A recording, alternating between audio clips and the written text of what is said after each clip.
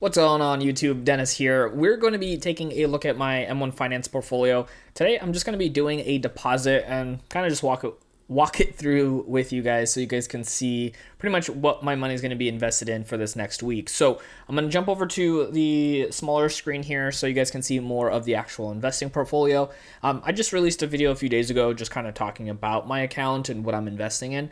This week I'm just going to deposit like $300 and we're going to kind of see how that money is going to be distributed and maybe see if I want to manually buy into certain stocks. Now, the platform I'm using is called M1 Finance. I will have a link for them in the show notes down below. And before the end of February, they are doing a $30 bonus when you utilize that link down below, which one, gets you started right away, and then two, helps support out the channel so you can keep on getting free stuff just like this.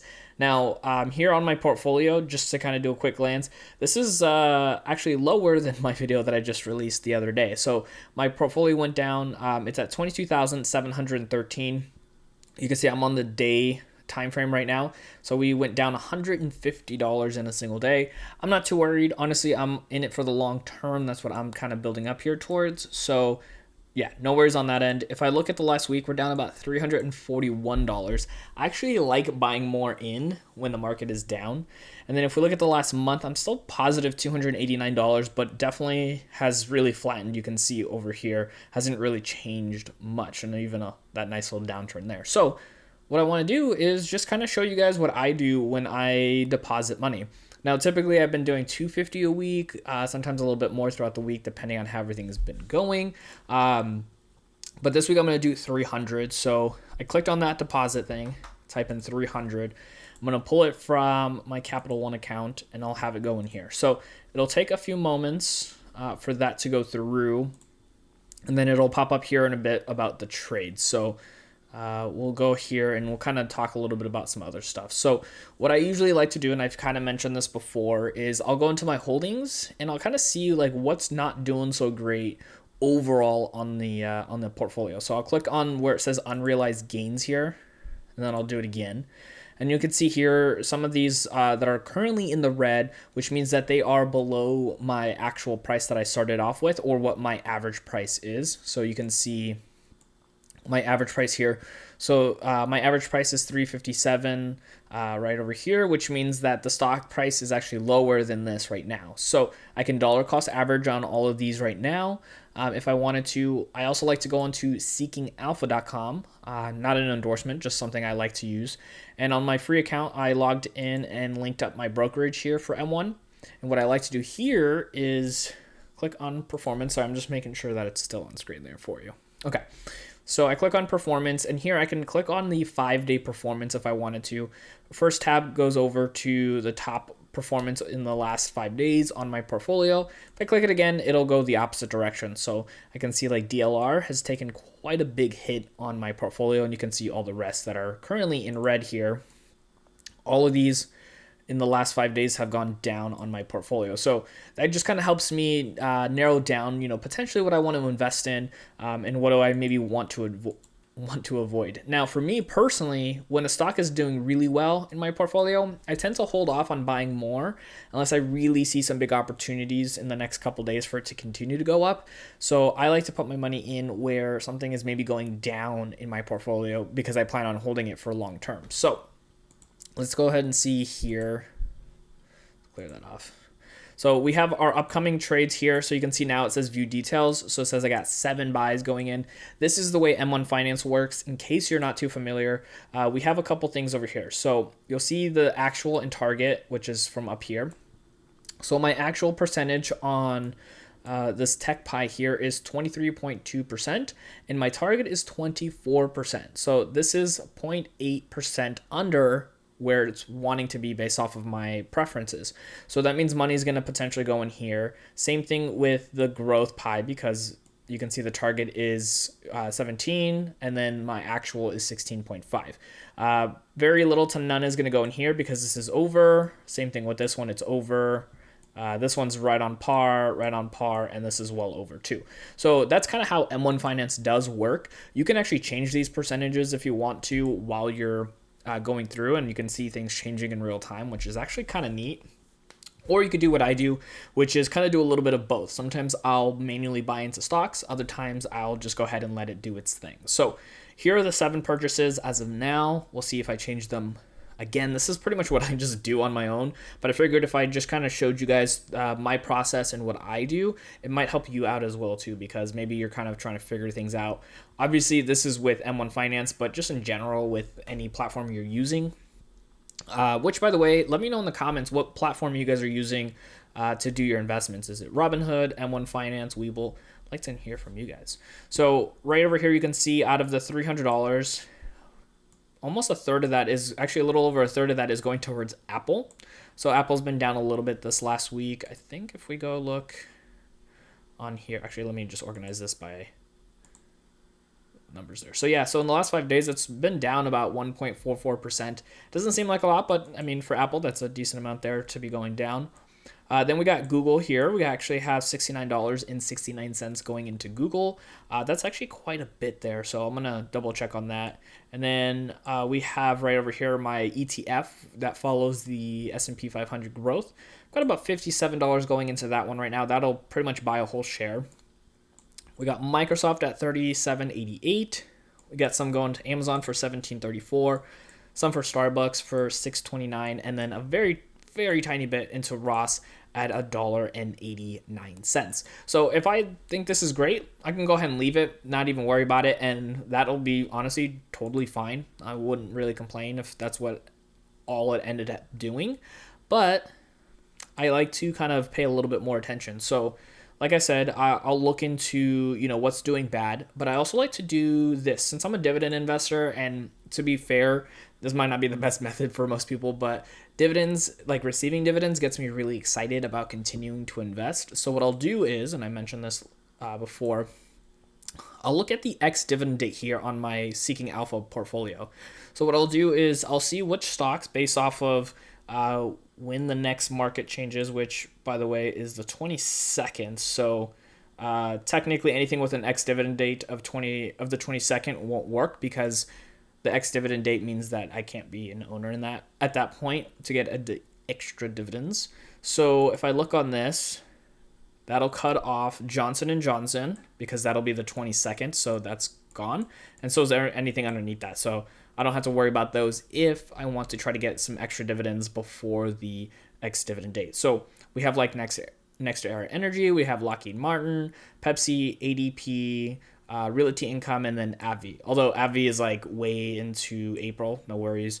Realty Income is not until the 26th, which is a little further than normal. Normally it's like the 15th of the month.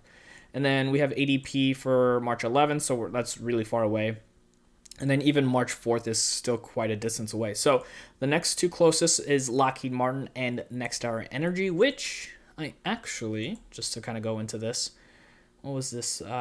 Purchase on the 17th. That's exactly what I did just a little bit ago. I put just in those two companies manually to kind of get a little bit more ownership in those stocks. So that way when the payout happens, it's nice. Because here's a quick example. So with Lockheed Martin, actually, where was the...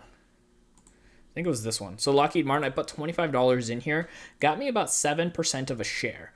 And I just like to show you guys this. So let's clean all that stuff up there.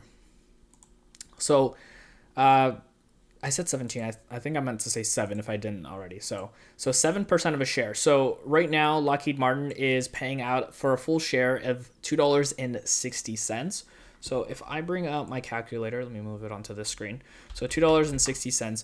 So 7% of 260 is 18 cents. So effectively, for buying into Lockheed Martin on the 18th with $25 in there, based off its current stock price, I will make 18 extra cents on top of my overall dividends from them, because I bought into them at a fractional share, which means I get that fractional dividend as well. So it's really cool. Gets me excited. 18 cents is obviously nothing in comparison to the full total I'll make in the dividend, but it just helps move the needle that much further, get us closer to over $1,000 a month, all these different things that will have an impact on our long-term investing, because that's what I am personally. I'm a long-term investor.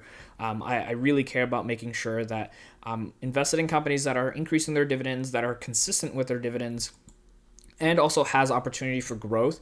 Lockheed Martin's been down over the last, well, it's definitely been down over the last year, but even in the last 6 months, it's been down about 15%, and I'm still buying into them. So with them being down on my portfolio, it's actually the worst performing stock currently on my portfolio, and their dividend coming up. This is a great opportunity for me to buy more into them. So what I'll do is I'll go into the pie that they're in, which is my industries and energy pie.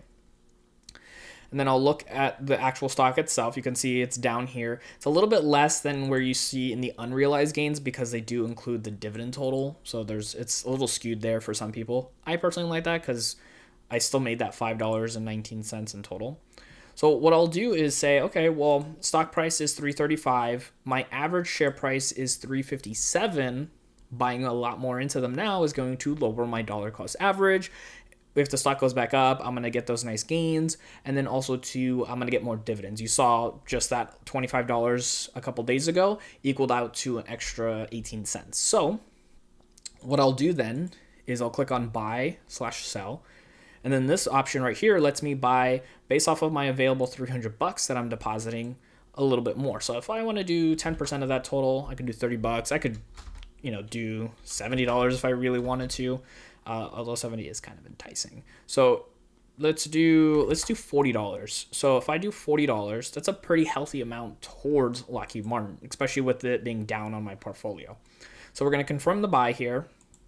So now what happens is if I go back to my main portfolio, if I go to view details here, so you can see it has the pending orders and then the estimated trades. Technically, Lockheed is on both of these. This is just saying anything in the pending orders here at the top is just anything that you manually buy into, and then it's added in with all the estimated trades, and it's always in descending order from highest to lowest as far as dollar amounts. Now you can see here, based off of adding that $40, it didn't change a lot from Apple, went down a little bit with Google, same thing with SPYG, and then a little bit from all the other stocks here too. So if this looks good, we can go ahead and end it there. But when I keep looking at this, I'm like, okay, well, I don't know how much I want it to go into Google. Google has been doing pretty well over the last little while. Like if we take a look at it here, just from my portfolio, so not just in everything else, but just in my portfolio, we can see in the last month, I've gained over $100 in unrealized gains in Google, which is great. But then I'm like, okay, is there going to be a downward trend for a little bit? Is it going to continue to go up? I want to make sure that I don't put money in and then all of a sudden it's going all down. So I had to make those decisions. I do want to buy more into Google. One, just to have more ownership. But if you look at this, I have 0.358 shares, which effectively means that I don't even own one full share of the stock. I mean, granted, it's over $2,100 at this point, so it's really tough to have a full share, especially when I'm only putting in a couple $100 a week. But that's what I love about fractional shares. I wouldn't have gained, what's my all-time here, $197.19 in unrealized gains if I hadn't already been able to start investing into small increments, which is, again, why I love M1 Finance on top of some of the other great features. So again, link in the show notes if you guys want to sign up to this portfolio or this type of investing. But yeah, so I can let it go in there, let it continue to buy more, or I can say, well, in the last month, my Tesla stock has been down. Shocking. Not really, but it's definitely been going up a lot, so it's not too surprising to see it go down. Do I want to keep buying in? Obviously, the current share price is $7.81. My average share price is $3.32. If I wanted to, I could either manually buy or I can switch out these percentages too. So if I change this percentage and my Google percentage, so if I take 2 from this one and add 2 to this one, more of that is now going to go into Tesla if I really wanted to. But I'm not going to do that. Definitely not going to do that. But what I think I do want to do is buy a little bit more into, what was the other stock that's coming up on its ex-dividend date? I think it was NextEra Energy. Yeah, so NextEra Energy is closing out the ex-dividend date on the 25th. So if I go in, also in the industries and energy sector, so I can go into this one, and current price point is $78.10. The average share price is $76.38. So I'm going to be increasing my average share price. But hey, look, I'm almost at 13 shares, so it'll definitely be nice to get over that that 13 share marker, which would be nice. So let's see here. Maybe I'll do like $15. Nah, let's do 20. Next dividend date's coming up. Oops. So let's do $20 here. So confirm the buy there. And then, all right, let's see how that looks. So my only worry with buying more into the industries and energy sector is that this has jumped up quite a bit, and these percentages change a lot. So this was actually way down here a while ago. It was like 8 or 9% of my portfolio. I don't know if you guys can see that. Nope. My face is cutting it off. But yeah, so this used to be 8 or 9%, and then it's moved up.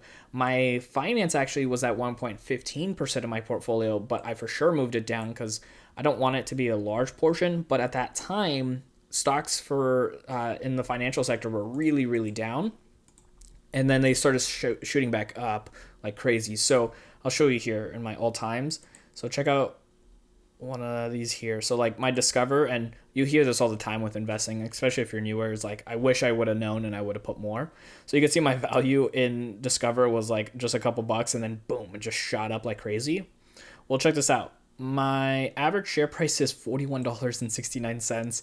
The current stock price is $93.92. That is crazy. That's over doubled on my money there. But what happened was, honestly, like I just saw the writing on the wall with it being down so much that I was like, I'm just going to invest, what I could at that given time, which was about $307 over the course of a few weeks. And it's not a lot of money, like I know that, but it also was really impactful because if I sold right now, I would sell for almost $700 from my initial $300 position. Pretty incredible. Same thing happened with Ally. So Ally, my average share price was $19.78, and the current price point is $42.80. So again, pretty much doubled. I saw them at the same time, so you can see here when I was investing, it was about like April-ish when I was like, I should probably buy some in. And then I slowly stopped buying in, and then the price of the stock just kept going up. So that one I own about 13 shares. But again, if I knew, I would have bought more. It would have been great. That would have been really, really nice. So the percentage was much higher, but I've slowed down on that, on buying more because they've been doing so well that I was kind of wanting to diversify what I was investing in as well too. So, I don't, some of these companies, obviously I'm doing the research on Seeking Alpha. This is where I get most of my information. So I'll look at like the company's numbers, I'll look at their earnings and all this other stuff to determine, do I want to keep investing? Do I want to hold off a little bit and kind of move my stuff around? I'll look at PE ratios. That kind of helps, which is why I haven't bought a lot into Tesla anymore, just because if we look here, my average share price is better than the current stock price because it's well over doubled. And for me, I think the PE ratio one is astronomical. I don't know if that's the exact number right now, but it's over 1,000. That's just astronomical. This is like pricing this stock out a couple of years in advance. And so I don't know if I want to keep buying more in, or if I want to put that money into stuff like, other ones that are having opportunity for good growth. So let's see here. What are we back at? So now that we added Next Energy here with $20, we can see Apple has dropped down to 96. Google went to 61. My ETF is at 47. Lockheed is, you can see that's the solid 40 because we did the manual buy. Microsoft is at 26.55. Next Era Energy is at 20, and then Amazon is at 8.71. So Ross dropped out of here because it was under $1, plus all that money now is circulating into these stocks.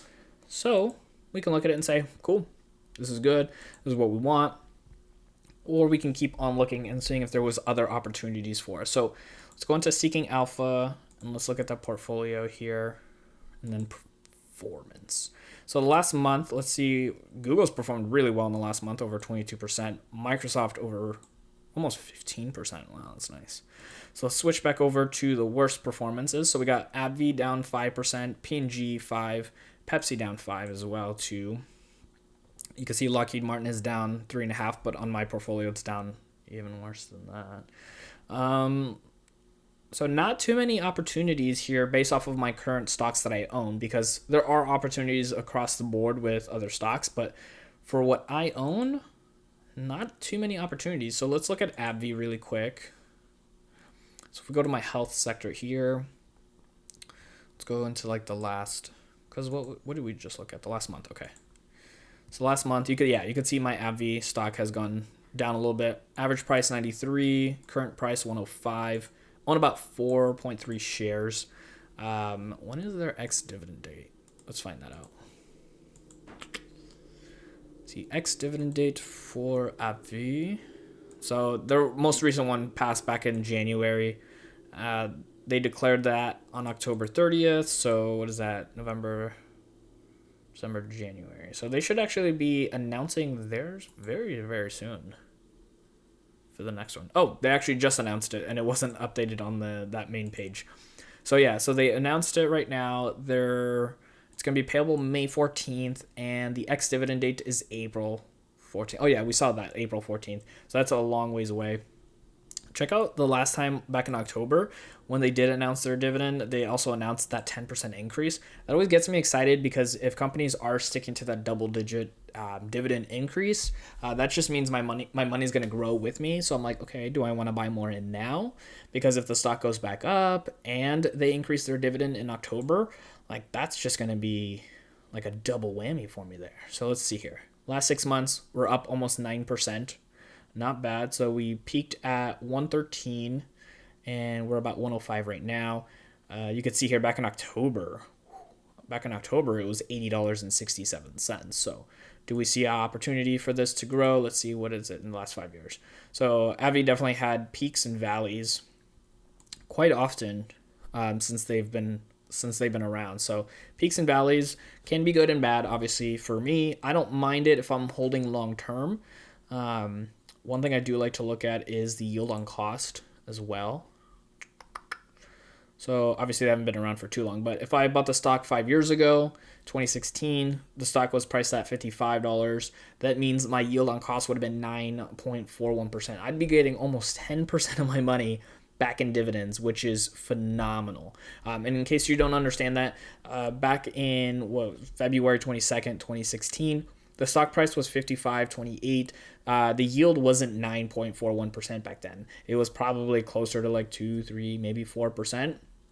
But because of all those dividend increases, then that yield is constantly going up. So that gives me high hope that it is going to continue to do that if they keep on increasing like they did in October, that 10%. Their 5-year average is around 18%, which is pretty wicked. So if I look back, I can say, okay, maybe I do buy a little bit more at this price point. It's obviously higher than what I'm currently paying for, but I haven't also bought into AbbVie in a little while in my overall portfolio. If I do like $15, it's not a large percentage of my total deposit. It's 5%. So we can do that. This is honestly what I think about all the time. When I go through and like I do this, I'm just like looking at every single stock. Like, when was the last time I bought it? When was the last time I did anything? Like, I'll show you guys. Let's go AbbVie. Let's see. So yeah, you can see I haven't bought anything in a very long time with AbbVie. I say long time. Never mind. It was just these dividends kind of threw me off. So February 10th, so not that long ago. It was about 9 days ago from my recording. So yeah, you can see here. And then I got my dividends just recently too, which is nice. Again, always encouraging. Just like it gets really exciting for that. And I'll still stick with that to see how that does over time. So let's go back to Seeking Alpha. Oops, I was going to close that off. So let's see here, Seeking Alpha. So we got Procter & Gamble. We got Pepsi, which is also, if I'm not mistaken, coming up with their ex-dividend date here soon. So let's take a look at Pepsi. Let's see here. So Pepsi, yeah, so in the last, well, actually overall we're down, but like the last month we're down 7% on this. I don't like the percentage personally. I just like the dollar amounts. So we're down $34 on this right over here. So we're actually lower than our average share price, which means if we buy now, we dollar cost average. I love dollar cost averaging. I love paying less for the stock than I originally paid for because that means I'm getting even more value as long as I believe in the company long term. I believe in Pepsi long term. So let's do this. Let's go ahead and put in $15 as well. When is this ex-dividend date? go ahead and look at this. See, the ex-dividend date is March 4th. So, yeah, we still got a lot of time to keep buying into it. But what was I going to do? Let's look at the dividend news when they announced it. Yeah, so it didn't do an increase there. Let's look at its yield on cost over the last 5 years. All right, so yield on cost, it jumps it up to about 4.5% yield. Because right now the yield, if you buy in, is what, 3%, which is still not terrible. But 4%, 5 years is not too bad. It's not great though. 10 years, it would have been 6.5%, which is pretty good. What was the last increase that they did? So the last increase they did was in May of 2020. So what that means is that in May of this year, 2021, we should potentially be seeing an increase if they stick to like kind of like their regular stuff. And if I get another 7% increase, that's still good. So I don't mind that. I think we'll keep Pepsi in there as a deposit.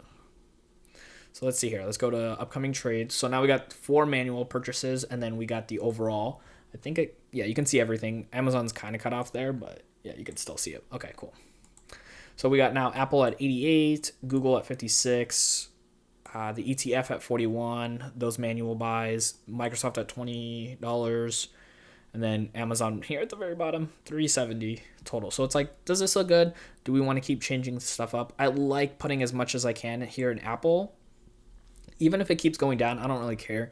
Well, not forever, obviously, but for a while now because I can get more into it. I remember not the most recent split back in 2020, but their split back in like 2016, I think it was. I could just imagine if in the next 4 years the stock goes back up to $400 or $500 and then does another split.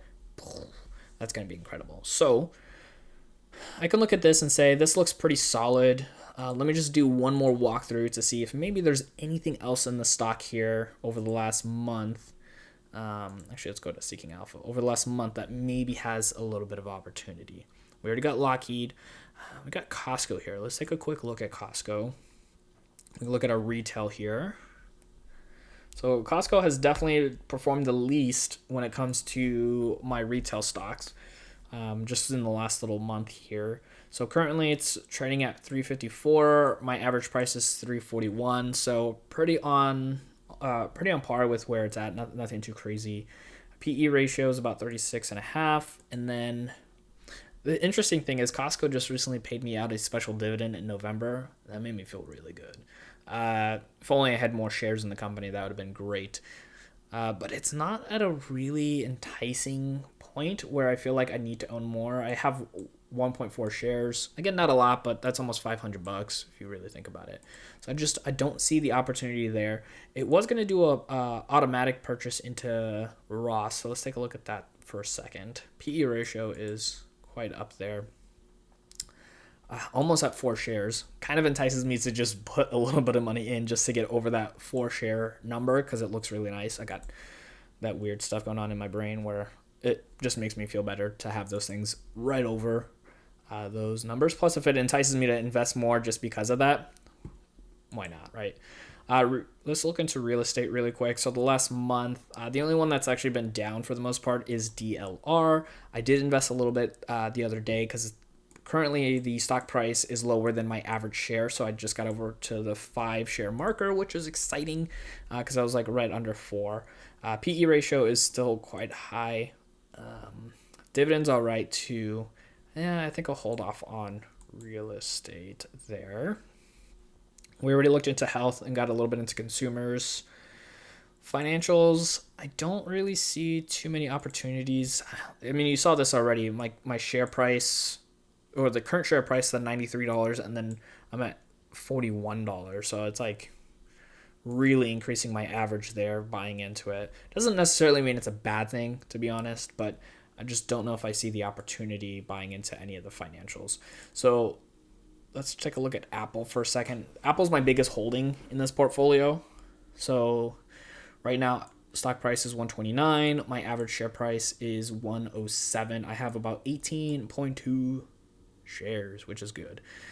So I think I'm okay with leaving it how it is right now with my current upcoming trades. As you saw earlier, Yeah, a good chunk of it's going to go to Apple. We got some into Google, which I'm fine with for a long term. Some into my ETF, and then some of those manual purchases. Amazon will get that 370. Yay, that'll be nice.